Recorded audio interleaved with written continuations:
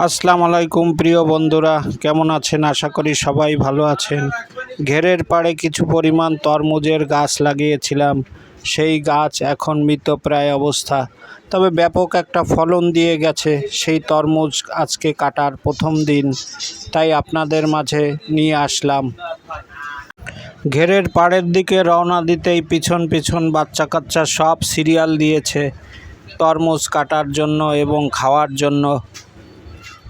একেবারে পাড়ের দিকে যে তরমুজগুলো হয়েছে তার মধ্যে থেকে পরিপক্ক এবং পাকা দেখে ৩-৪টি তরমুজ পাড়লাম এবং বাসার দিকে নিয়ে রওনা হলাম। তবে তরমুজের আকৃতি সত্যিই আমাকে বিস্মিত করেছি। এক একটি তরমুজ ৮ থেকে ১০ কেজি এবং এর কাটার পরে রং দেখে আরও আমি বেশি অবাক হয়েছি। সত্যিই চমৎকার। আর মিষ্টতার কথা নাই বা বললাম, বাড়ির গাছের তরমুজ। তো প্রিয় বন্ধুরা, আজ এ পর্যন্তই। ভালো লাগলে অবশ্যই চ্যানেলটি সাবস্ক্রাইব করবেন।